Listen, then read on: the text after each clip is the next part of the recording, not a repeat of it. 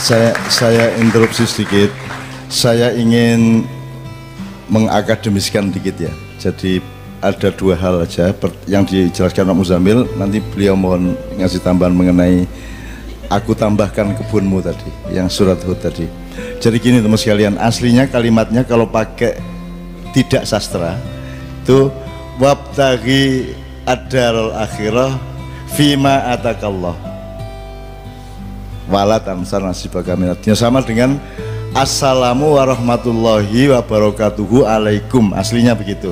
Tapi karena pakai bahasa sastra, Allah itu maha sastrawan ya, dan kalau Anda ingin baca surat yang paling indah sastranya, yang paling mesra cintanya, itu surat Maryam. Anda baca coba ya.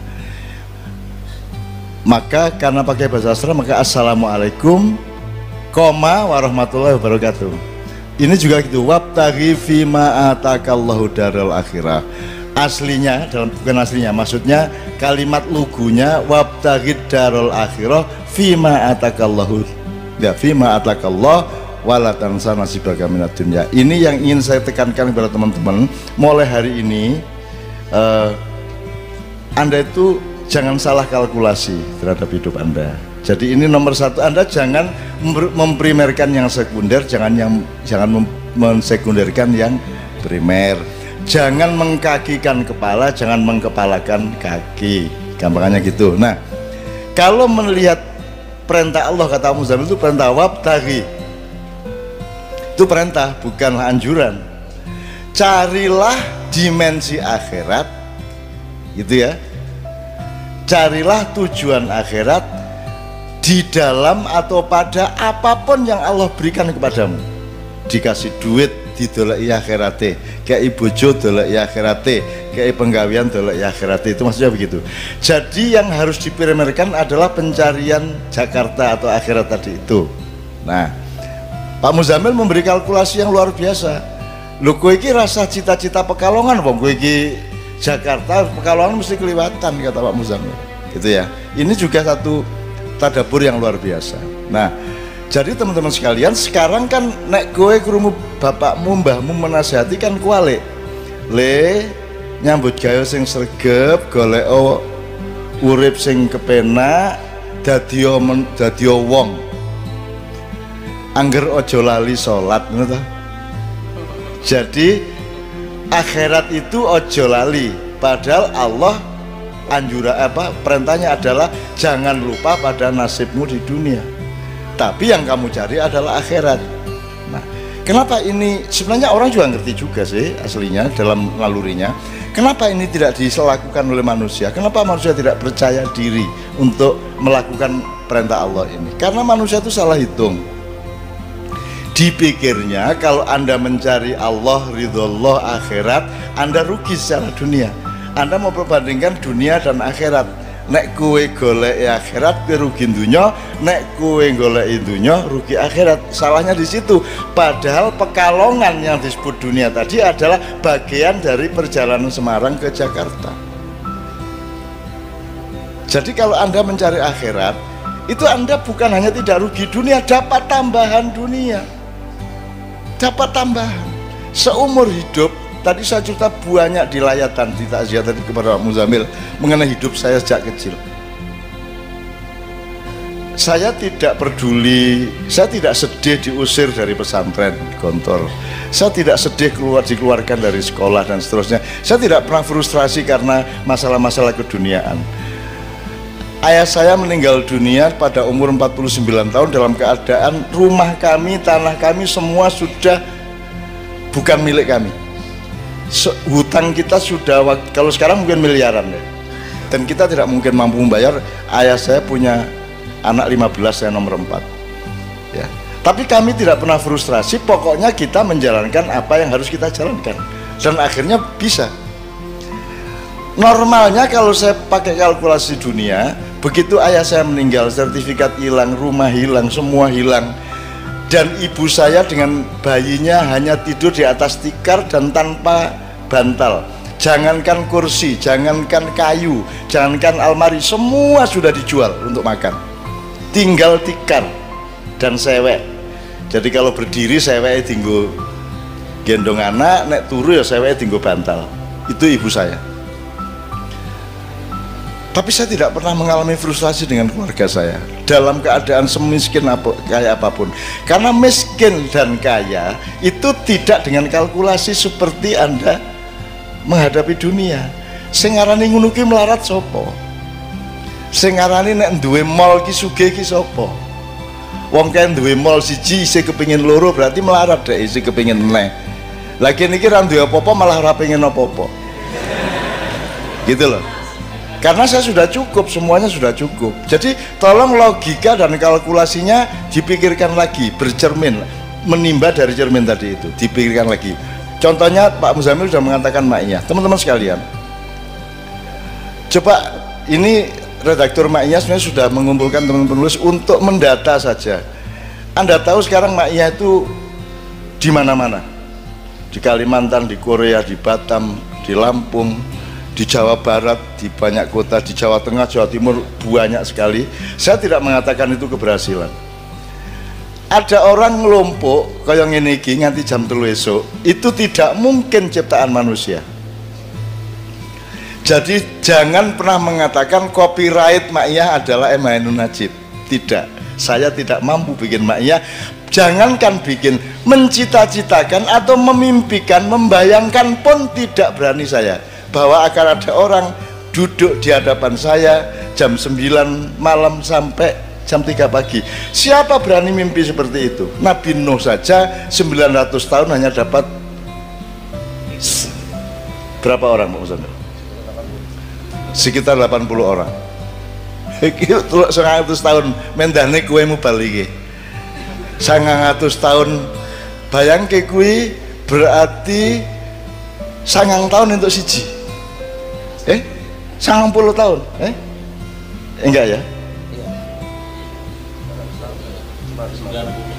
Sementara gini, jadi ada kalkulasi lagi. Sehebat-hebatmu mencapai sesuatu, menumpuk uang, menumpuk harta, mendaki kursi kekuasaan, sehebat-hebatnya pencapaianmu bisa nggak dibandingin dengan pemberian Allah kepadamu?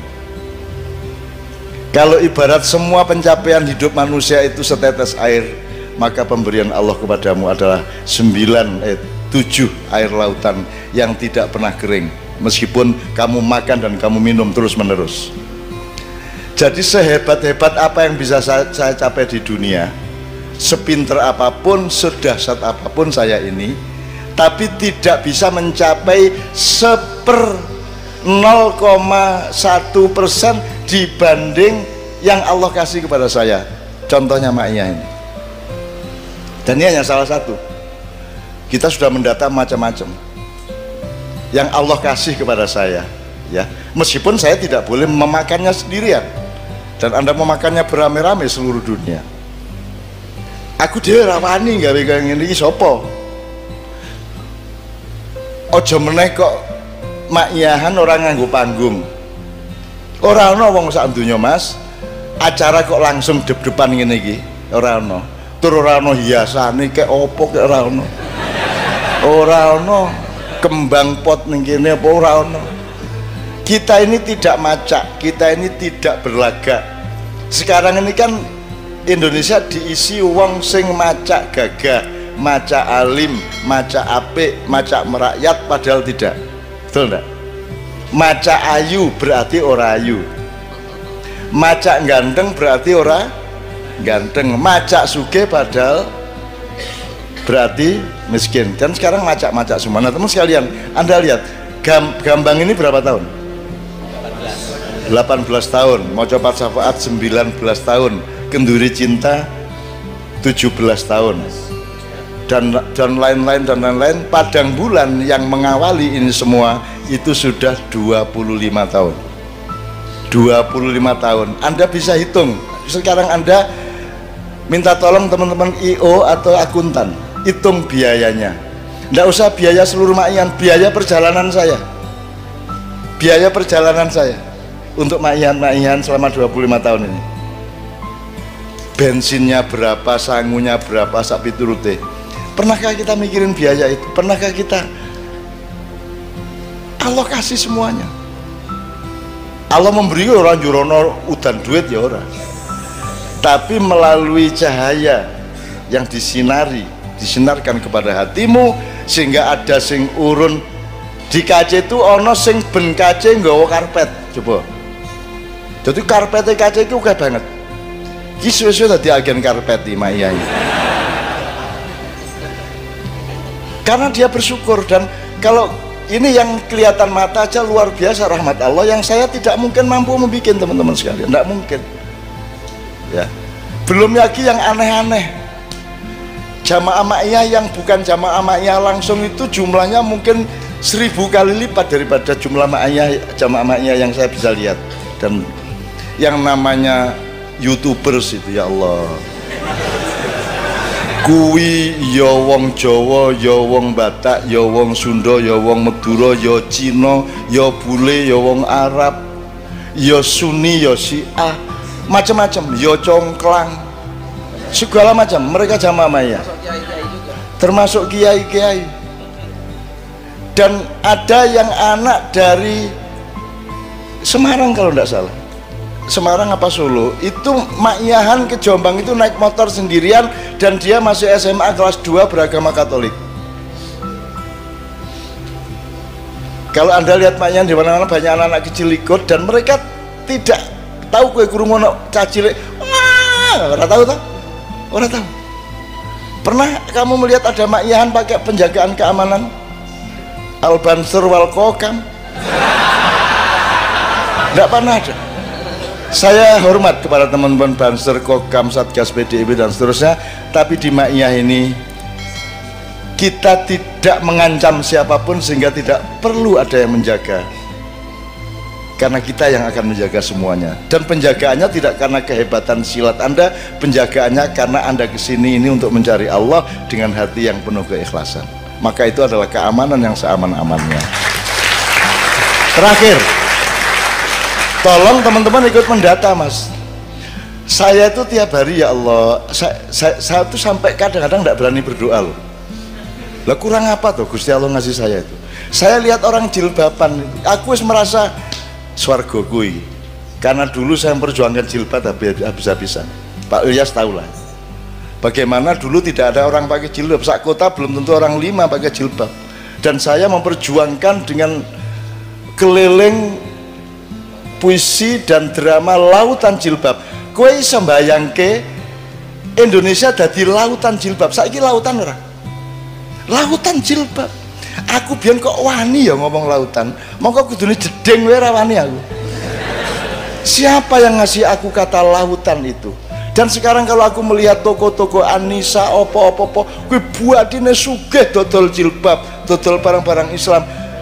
Royal, dan mereka tidak ingat bahwa saya adalah yang memperjuangkan. Royalti terbesar saya adalah karena mereka tidak tahu perjuangan saya. Itu royalti terbesar. Begitu aku merasa, loh kamu kok tidak menghargai saya. Begitu aku punya perasaan seperti itu, Allah, loh kok orang kelingan aku toh, kan gitu.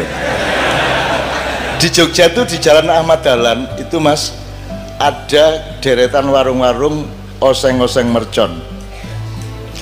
Jadi aslinya itu ada penjual daging yang digoreng pedes sekali di depan PP Muhammadiyah. Aku nek mangkel hatiku karo pemerintah, aku sering makan siang di situ sehingga keringetan saking pedesnya, terus tak sebut oseng-oseng mercon.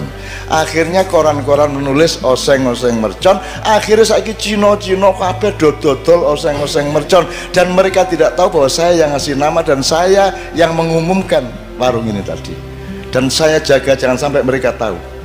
Dan saya menjadi konsumen sekarang di situ tanpa mereka tahu bahwa saya adalah perintisnya. Alangkah indahnya kalau engkau berjasa kepada orang dan orang itu tidak tahu jasa Anda. Itu indah luar biasa. Kalau kamu habiskan jasa itu dengan mengumumkan di dunia, akhiratmu menjadi sempit, kan gitu. Bahkan saya kalau difitnah orang, dibully, gempar, seru, heboh. Ajaran Cak Nun dihabisin sama Ustadz Abdul Samad.